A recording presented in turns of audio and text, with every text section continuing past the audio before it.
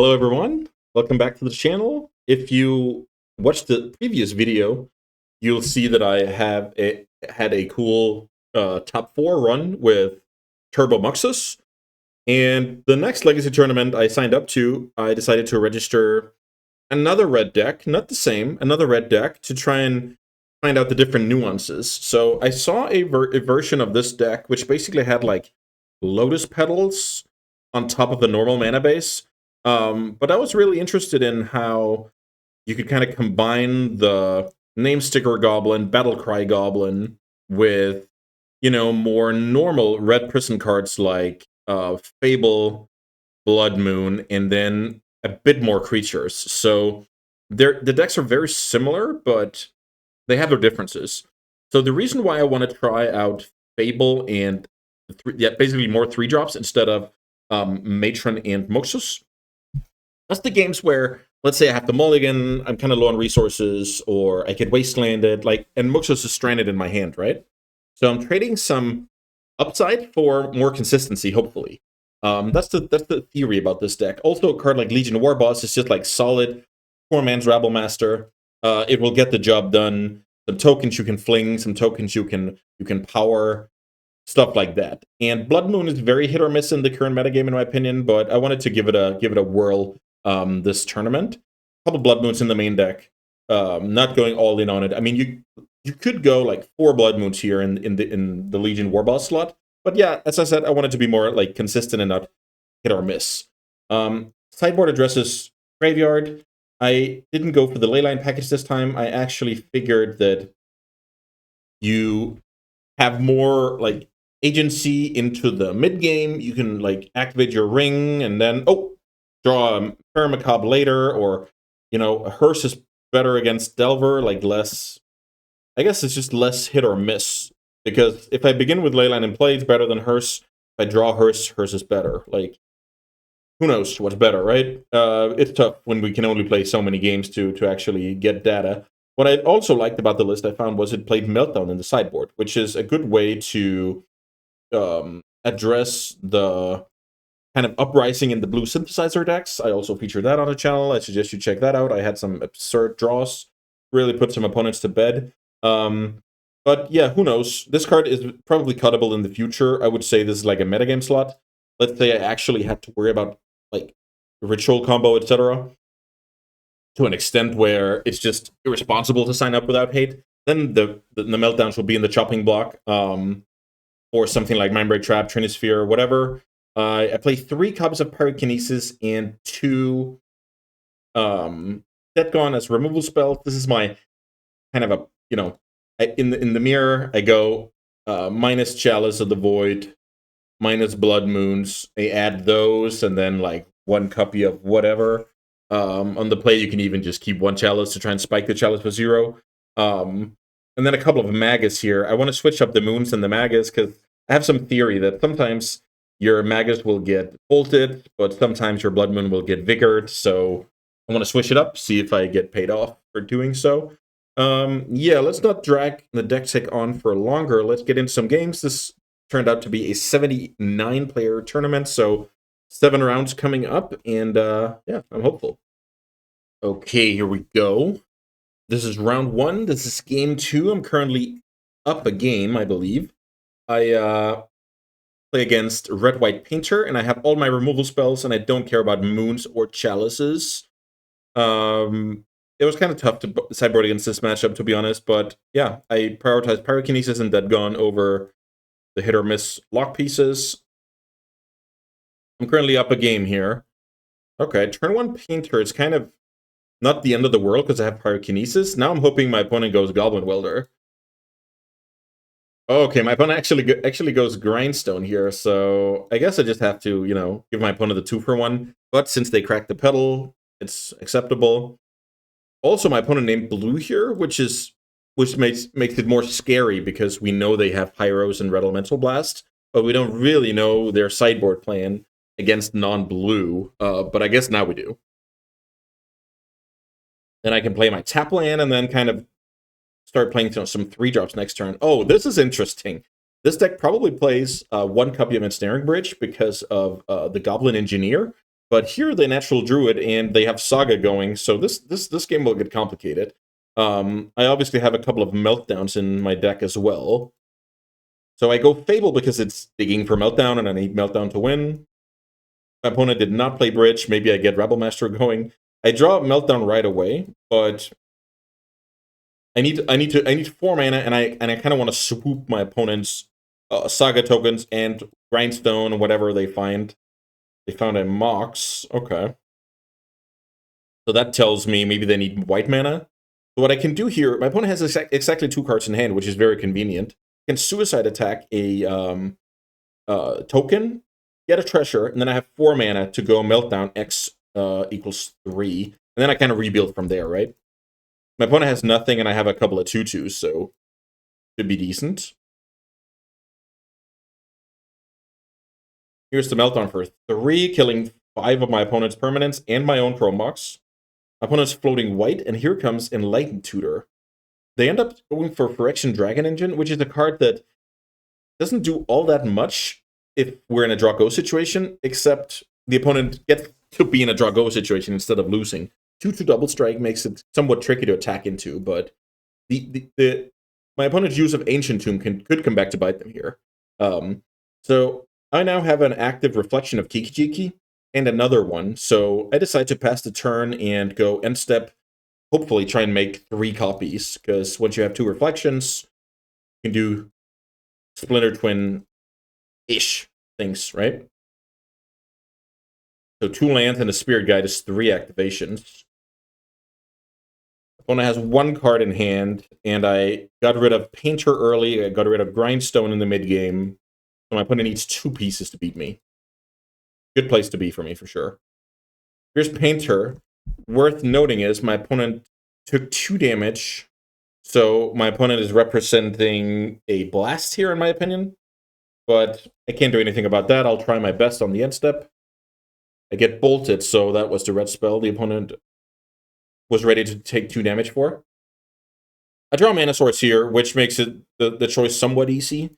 Exile Spirit Guide, pitch Fable to Chrome Mox, play the One Ring, draw a card, and when I'm at 20 life, the One Ring is just so good. Trader Maker is good interaction, can kill a Mox, I don't think that would be good. Can kill Reflection, who knows? So this draw go heavily favors me. My plan is here to activate Stuck and Son on the end of turn.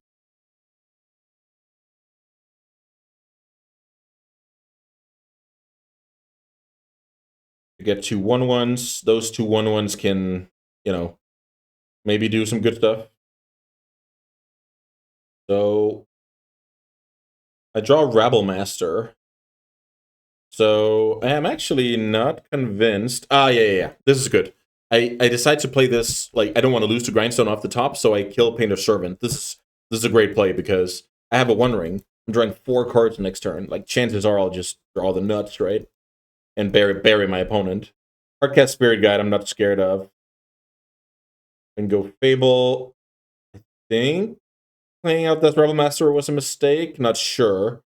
Because it makes all creatures be like must attack.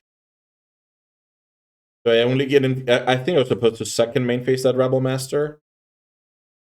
But I play the second one on second main phase. Yeah. Using the token. Okay. I needed the treasure. And then the opponent can't do anything else. Okay, yeah, this is just another situation where disrupt, play a One Ring, and then everything's gonna be fine, right? How many cards did I draw this game? 10? Yeah, I drew 10 extra cards this game. Pretty tough to win in that for the opponent in that spot. And yeah, good start. Let's see if we can keep it up. Okay, so here I'm playing against Dredge, which is kind of a fair version of Dredge with like bases and forces. My sideboard plan here is all my graveyard hate, no moons, trim a chalice. Yeah, I think that's it.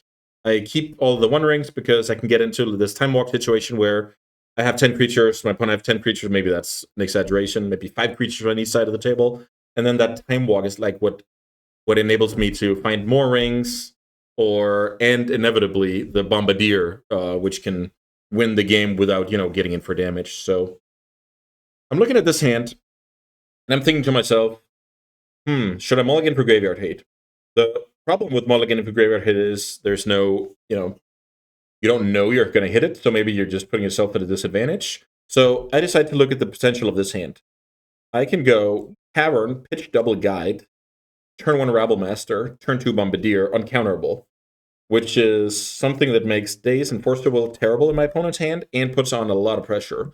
So I decided to keep, because basically how I look at it when you play against an unfair deck is you have some kind of spreadsheet, and then you have all the scenarios, like they have quick creatures, they have this kind of disruption. Also, worth noting, I should mention this, my opponent boarded in Chain of Vapor and Stern Dismissal, so they are afraid of Leyline of the Void, obviously. So there's some world where the opponent can be like, okay, I can deal with the Leyline, and then I can draw, Dredge enablers later. So I'm looking at this like, okay, if they have a reactive hand, whether it's Daze, Force, Stern Dismissal, Chain of Vapor, this hand is in good shape. If they just have a, hey, look at me, I'm the Dredge deck, I'll go broken, I'm in trouble. So I basically felt it was okay to keep that hand based on that analysis. So now it's just up to the cards whether we get punished or succeed, right? So Basic Island there also makes me very confident about boarding out Moons. It was very tempting to try and get the opponent with Blood Moons, but I don't know that configuration for sure. Like, I don't know. It's probably like 1 island and that's it. But yeah, I don't know. It's always tough.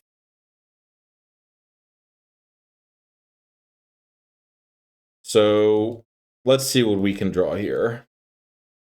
Currently spamming the button. Hope you stick with me.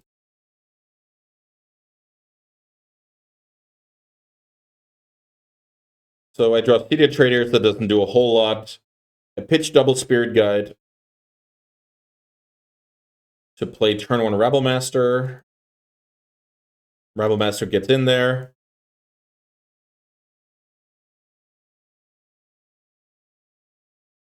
So let's see what the opponent's play is. I believe that deck plays like Otherworldly Gaze. It plays Brainstorm. So I'm expecting my opponent to, give it a good go here. This is not exactly giving it a good go. Narcomoeba is not the best. I draw one of the best cards in my deck, I would imagine. Because now I can go Bombardier, get a 1/1, attack, get the pluses for Rabble, kill the Narcomoeba, get in for 8, pass the turn. Now the opponent can play a Thug, and I feel like this game is just over. Yeah, I mean, this is even the best draw in the deck, I guess, to just finish the job. I just dodged Counter Magic completely here. Turn 1 Rabble uncounterable. Turn 2 Bombardier uncounterable. Turn 3 Battlecry Goblin uncounterable. So I end up killing my opponent here. Turn 3 with a Fairy Macabre in hand, which is just unreasonable. Obviously very lucky. I didn't even need the Graveyard Hate. Like, this aggro was just good enough. I think even without the Battlecry Goblin, this is good enough. So I was pretty lucky. My opponent probably had the Daze or Force hand. And yeah, we got there. We're off to a great start, 2-0. Let's keep it rolling. All right, round 3. This is game 3. I'm up against Jeskai Control. I don't think I sideboard anything for this matchup. My opponent has a lot of basics, so Blood Moon is very, very situational. My hand is decent here. I can play my tap land, see what's going on, and then kind of decide what 3-drop to run. I draw Chrome Mox, which is interesting, because then I can just pitch the Spirit Guide. Oh, I pitched the Blood Moon, so I completely abandoned that plan because of kind of my opponent having the island already and Hydroblast. Okay, that's cool. So now I guess I go Rabble, keep that one going. I guess the rule of thumb is like if your opponent's tapped out, go for just Rabble and get the token in play. Ooh, I draw a sticker here. That's cool. So let's see. I probably play the sticker. Let's see. My opponent accepts that. Yeah, I have a this is nutty. So play sticker, get 6 mana. Play Bombardier, get forced. Play Battlecry Goblin with 1 floating. Get that card plowed, sure. Activate. Attack for how much? 9? Yeah, this is just unreasonable. Put my opponent to 7. Opponent passes. I draw a land, so now I can activate twice. I can't really see what's going to go wrong here. If I just attack with my team, I have 7 exactly, so I'm just going to make my opponent react, and they don't have anything. So that was like pretty smooth sailing, I would say. And we're 3-0. What do you know? Let's see if we can keep winning. This is going to be a long one. 7-rounder. Okay, I'm playing against Delver here. I brought in Unlicensed Hearse, trimmed a little bit around the edges, a War Boss, a Chalice, and a One Ring. We're on the draw here for game 3. I like my hand here. We don't have any permanent red. Oh, we do. Okay, never mind. Yeah, this hand is pretty well-rounded, I would say. My opponent only has a Wasteland, so this basically tells me my opponent has at least 1 force, which would make the hand a keep. So I basically play out my worst threat, but still a kind of annoying card that will snowball the game. I get forced, and I get wasted. My opponent misses the land drop, so we can't lose, right? I can develop a non-wastable land and start turning 3 drops. My opponent finds the land in time here for this to be a game. Play Fable, I get dazed.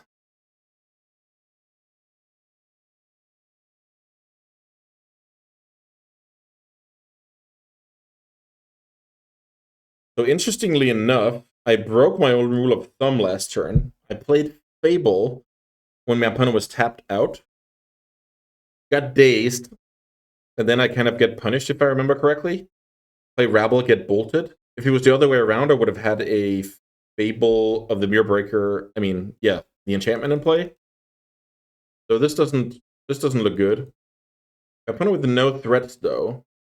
So this is a cool play. So notice I played this Goblin out before my land drop because I actively want to get dazed because I just drew the One Ring. So in a perfect world, my opponent's like, okay, I'll daze anything here. And that makes room for my One Ring next turn. That did not happen, but I let my opponent make that mistake. It's a good thing to think about when you're playing, like how your sequencing allows your opponent to make what is a mistake. You can see it's a mistake, but they can't, right? So it's not about you need to have a purpose with concealing the information. So this was the purpose of my sequencing there. 8/8 Murktide. It's a very bad news, but let's see if this One Ring can get us back into the game. Nope. We get forced here and the game's over. I instantly pack it in and wish my opponent good luck. I'm getting attacked for 8 here, and I don't have anything, so yeah. We're now, let's see here, 3-1, so still very much alive, but we need to do some winning. All right, it's time for another game 3 here in round 5, and another matchup against Delver. That would be the theme of the day. I have sideboarded similarly to last time, except I have 1 more Legion War Boss over a ring in the deck. My hand is decent. I have a Chalice, and now I have another Chalice. So I play Chrome out, hope to get dazed, or I mean, at least check if I get dazed. I pitched the name sticker here. I don't think it's that card is amazing. The alternative was pitching something like Spirit Guide, but then I could get dazed when I cast the sticker. So I'm basically playing this around daze. This Chalice of the Void. Hope to get dazed. I don't get dazed. So I still have double Spirit Guide. One has a Delver in play, so there's that. I draw a sticker and play it, because now I can't get bolted on the sticker. I can't get Hydroblasted or whatever, so I figure this is going to resolve. If it gets forced, fine. If it gets dazed, I can pay, so pretty nice. And I got 5 mana, so same philosophy. I play Rabblemaster, and then this could be a bad play, this could be a good play. I play 1 more Chalice for 1 out. I feel like if my opponent had the Meltdown, they would have done it already. So by doing this, I play around Brazen Borrower, end of turn, bouncing the Chalice for 1, unlocking my opponent's hand. I think it's a good play. Because with the way they play, we know they don't have Meltdown, but they could have Brazen. So this is another example of I use the information to make a play that's not intuitive, but it's like it's shutting doors for the opponent, right? I'm trying to slam the door here. Attack for 1 with the token. Not impressive at all. My opponent starts doing the desperation throw cards into the void with Chalice. Ooh, Underground Sea. That represents Bowmasters. So I'm actually thinking hard about this attack. But in the end, I end up sending the Rebel Master as well, because my opponent has a Bowmaster. It's going to be like effective at some point of the game, and I've run a slam the door on my opponent before they find a meltdown. So in case my opponent does not have Bowmaster. The clock is way faster this way. I believe my opponent takes all the damage here, which is a lot. Opponent takes 9. I can play Fable. Fable even resolves. And here comes the... This is so funny. My opponent dumps 3 spells to the Chalice end of turn, which... Yeah, even if the last card's a Murktide, my opponent's in big, big trouble here. The last card is indeed a Murktide. 7/7 Murk. I draw Battlecry Goblin. I decide to keep it. Get in with everybody. I expect my opponent's trading off the Rabble here. Also, the opponent was very unlucky not to flip the Delver. If the Delver was flipped, at least he could trade with the Rabble Master, but no such luck. My opponent goes to 2 life, and it's just... No, 3 life, sorry. I play Battlecry Goblin, which could have been a mistake, actually. There is a world my opponent has Brotherhood's End in their deck post-sideboard, so I actually think I'm supposed to let this card stay in my hand. Because it's not changing anything here. My opponent needs to deal with 3 creatures, and that's only possible with a sweeper. So I actually think it was a mistake to play this out. I think one of the biggest things people are always sometimes sick of hearing it, but I think when you win, it's important to, how could I have won more, if that makes sense? Like, how could I have slammed the door even better? And I think keeping the 2/2 in hand there is something, because let's say my opponent draws Brotherhood's End. Kills everybody. Okay, I draw. This flips. I play a 2/2. Then all of a sudden, I have, because of the activation of this one, I have 2 lethal creatures after taking 7+7, surviving on 2. So it would play around a scenario like Brotherhood's End into 1 blocker. But yeah, we got the W, and we march on. All right, this is round 6. I play against Soul-type Beanstalk. And we traded games, and now it's time to, decide this. I have, let's see, what did I do? I trimmed 2 chalices and 2 rings for 2 moons and 2 dead gones. Okay, that makes a bunch of sense. I mean, Blood Moon is insane against that deck, so really like that. Yeah, my hand is awesome here. I have Battlecry Goblin as like the obvious pitch. Let's see what I draw. The obvious pitch to Chrome Mox, that is.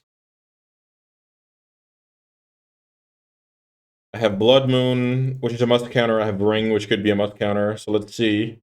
So I do imprint the Battlecry Goblin, and now I have a choice. What do I want to do here? If I go Sticker, I can potentially hit a 6, and then I can deploy both 3s, Rabble Master, that I just drew on the Blood Moon. Let's see what I end up doing. I play Sticker, and it fetches Brainstorms, which is good for me.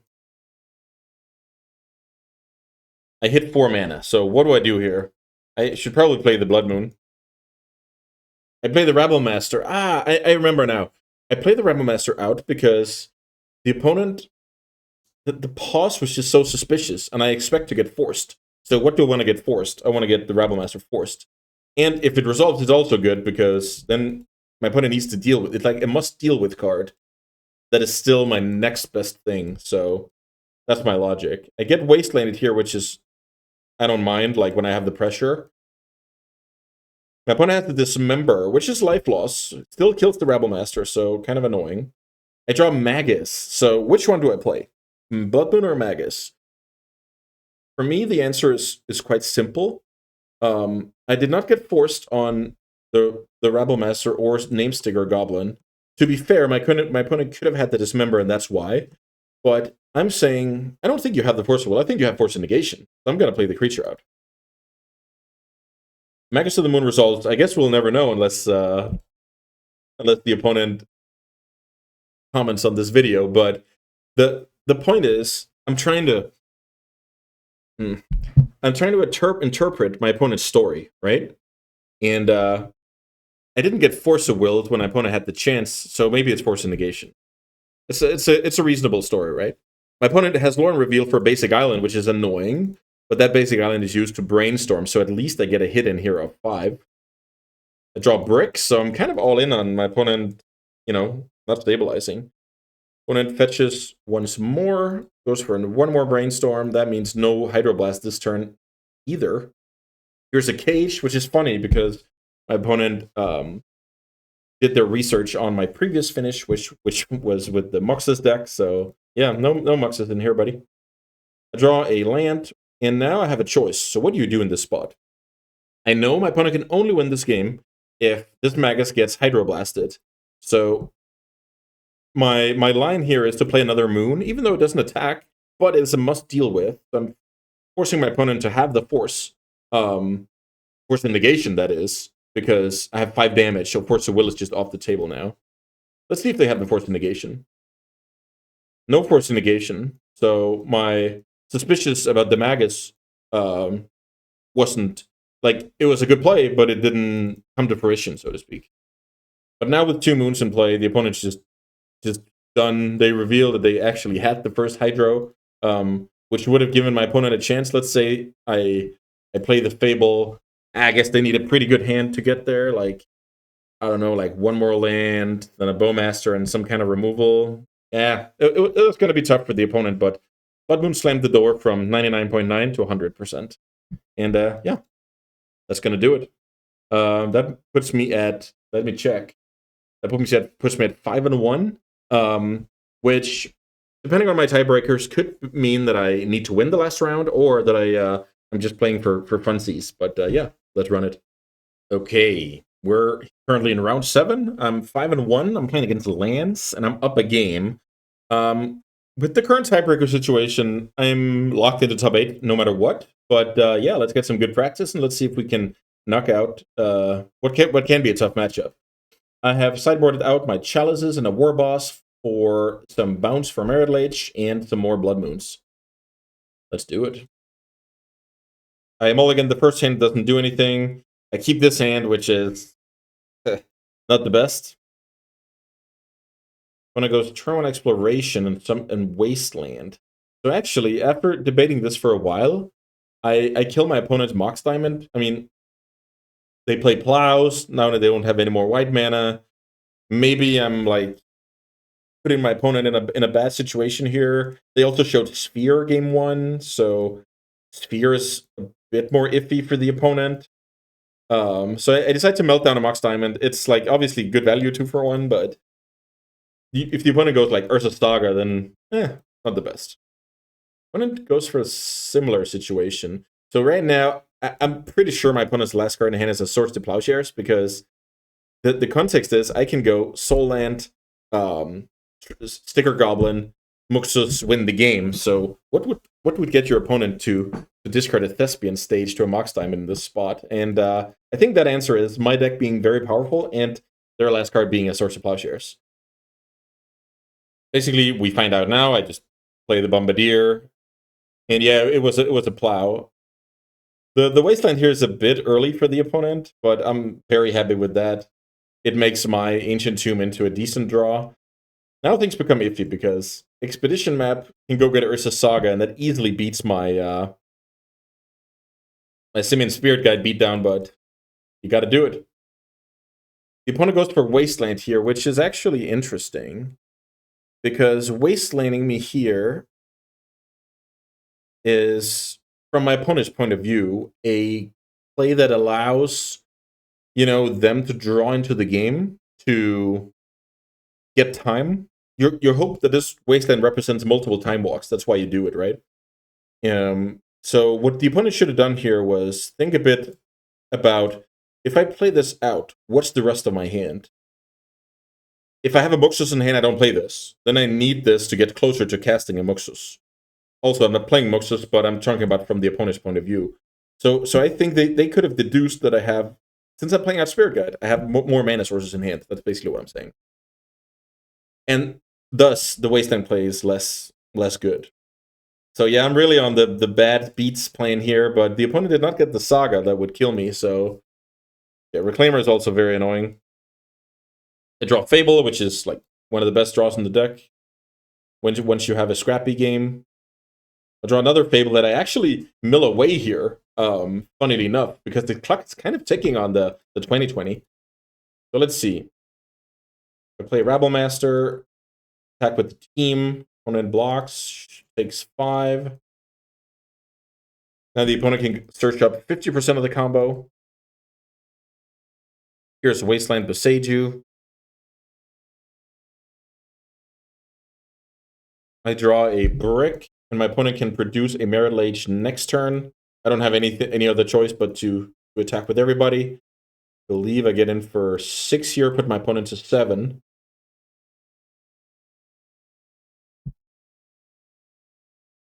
Opponent will, it's like a force block on the Rabblemaster, I think. Yeah, because the math is like, next turn my opponent will have the 2020. The 2020 can block a 2/2. Then my opponent takes 2, 3, 4, 5, 6 damage. And that is 1/2 less. 1/2 few, rather. So I'm currently losing this game. I need to draw something like Bombardier, like the Battlecry Goblin. I believe even a Rabblemaster will do it because it's 1 more power.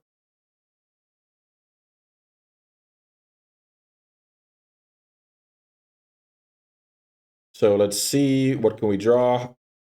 I draw a Battlecry Goblin, which is very convenient, so I can play that. And I can give it haste. The reason why this is more damage is because of the Pack Tactics trigger. So my 2/2 makes a copy of a 2/2. But the extra 1/1 is like a Rabblemaster in this situation. So my opponent only has 1 blocker, and that's gonna do it. We're 6-1, locked for the top 8, near the top, and let's see if we can keep it going in the quarterfinals. Okay, here we are. This is game 2 of the quarterfinals. I'm currently down a game. I'm playing against JPA on Delver, and I got utterly dismantled in game 1.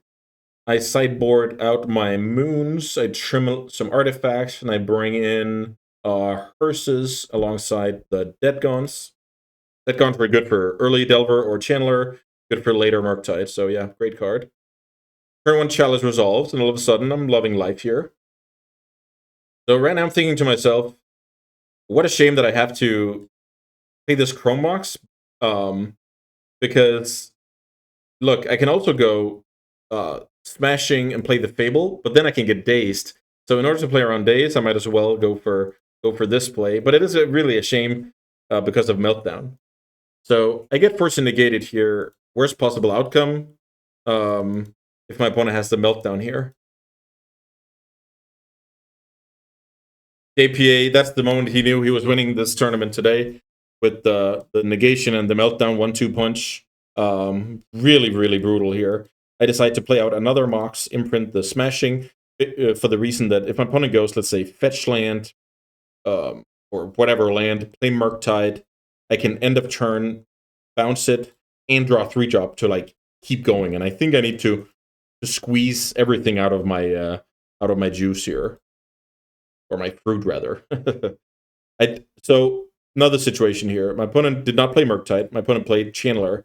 I draw Ancient Tomb. I don't play it because if my opponent has a Wasteland, I want my opponent to Wasteland Ancient Tomb. So if I play this out, they're just going to Wasteland the Cavern, right? I'm concealing a little bit of information because I want my opponent to make the wrong move. Opponent plays second Channeler. No Delirium, though. Delirium, I would just be dead. I'm a bit scared here because, I mean, if my opponent does not have any more 1-drops, they would have played it.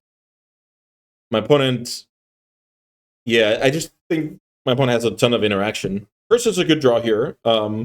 It will buy a lot of time against the channelers, but JPA is having none of it. He has second negation. Does not get to Delirium, but plays a big Murktide. I can play my land and bounce the Murktide. I'm still under a little pressure here from the 1/1s. I draw Sticker Goblin, which isn't anything to write home about. Unfortunately, I don't have anything to follow up with. Maybe the opponent made a mistake here. maybe, just maybe, the opponent were supposed to kill the sticker in response here and not let me unload my hand. But I guess looking at it now, my opponent just had the Pyroblast and he didn't care. Here's Ponder, I believe. No, still no Delirium, my bad. Opponent gets in for 2. Here's Land Murktide. Yeah. Now it's over. So, yeah, that ends my run here in the quarterfinals in the hands of Delver. I believe I played against it like 4 times on the day, and I split the matches 2-2. I think that's... I can't really ask for more, right? So, I only lost to Delver. I was lucky to beat all the other decks. I mean, what can you do? Like, it's a good day at the office. This is another 6-2 performance.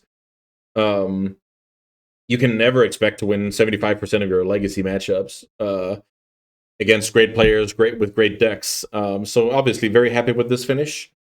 I really like this deck. I think the strategy of, taking the cheap stuff out of goblins, that's like awesome, and cutting like the top end. I think I like that over the normal goblins deck.